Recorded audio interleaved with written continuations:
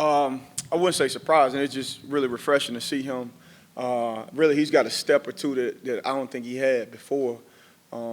He's lost a ton of weight coming back from the injury. But it was just awesome to see him back and in rare form. From our perspective as coaches, I'm sure from a fan's perspective, you guys watching, like it was great to see number 5 back out there kneeling. It was awesome. We talked a lot leading up to this season about how deep the wide receiving room was going to be this year. Just what was the most satisfying part of seeing that play out on Saturday and the most impressive part? Yeah, I think the satisfaction, I think that's yet to come. I think, going out and seeing those guys make plays are awesome. But I also think that there's an accountability with having a deep room that you got to go show up. Like, you've done enough to create an expectation.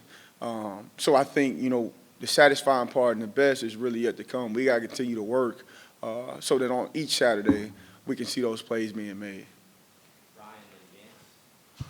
What the rotations looked like in the first half, is that kind of what you anticipate we'll see over the course of the season, just obviously repeated for 2 halves?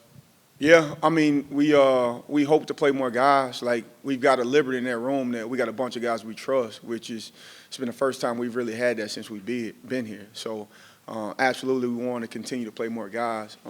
But to my previous point, like, it has to be a trust aspect. Like, guys got to earn it every single week. And as they keep doing that, they'll keep seeing playing time. We'll keep making plays.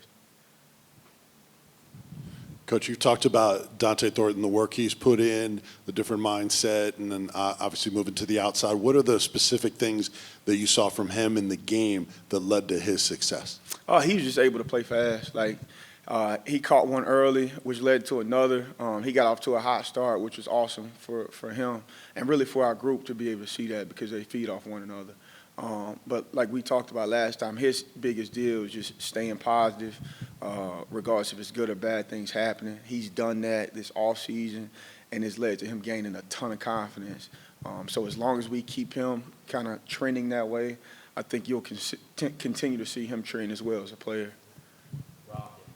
Coach, as a receiver, when you're out there and Nico is ripping throws in like he did the other, hitting guys in tight spots, just how much of a sense of urgency does that give guys to want to work hard for him? That, like, if I do my job, the ball is going to get there. I tell you this, I played quarterback in high school and college, and I played receiver at a high level for a long time.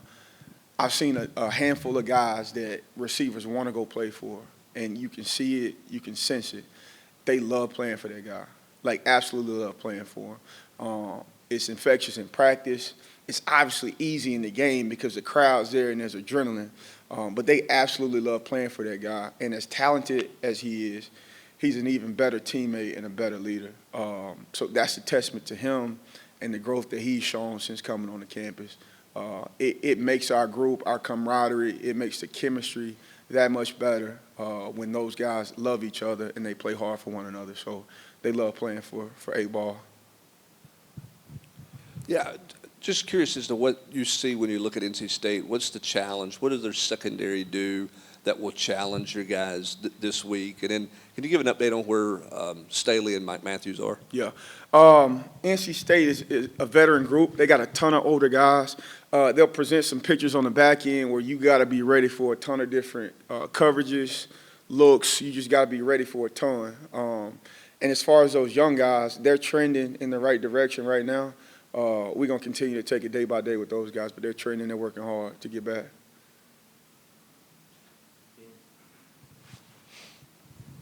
Coach, a lot of the statistics favored your outside receivers. What did you think of what Squirrel and Chaz were able to do inside in the slot throughout the game? I think both of those guys played tremendous without the ball. We keep talking about, the depth in the room.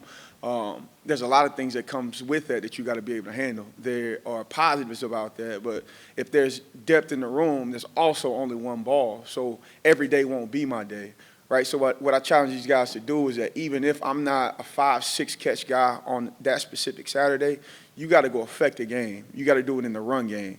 You got to go be a great teammate without the ball. And if you watch Squirrel White and his tape from this weekend, it was his best game by far of him blocking on the perimeter. It didn't matter if we were at the 50-yard line, we were on the +2-yard line going in, and he's being violent and he's playing hard in the run game. Chaz was the exact same way. So both of those guys did a tremendous job. And for me as a coach, those things are probably more fulfilling than the touchdown catches because you don't see it. There's no applause. Nobody even notices it. It's a character thing. And so I enjoy seeing those aspects being played out on Saturday.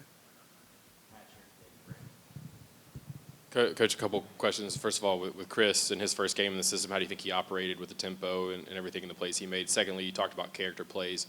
What did you think of Nathan Leacock running down that interception return? Yeah, Chris, I'm sorry. You had another question? I didn't mean to cut you off.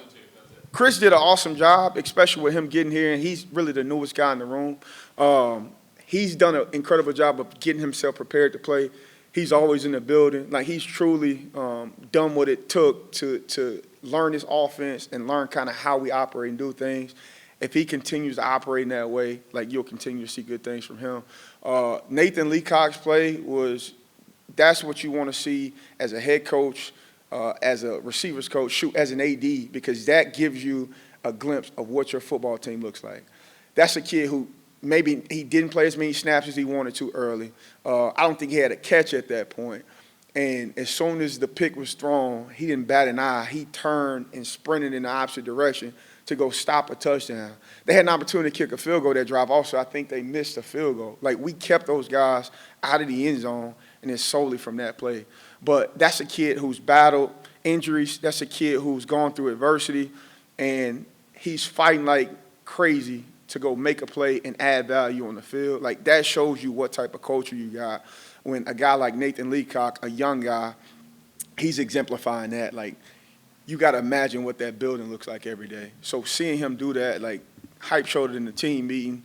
We praised him on the sideline. Like, that was an awesome play. That was really good by him. But that's who Nate is. He's a fighter, and he's going to keep swinging until the very last second. So that's awesome to see.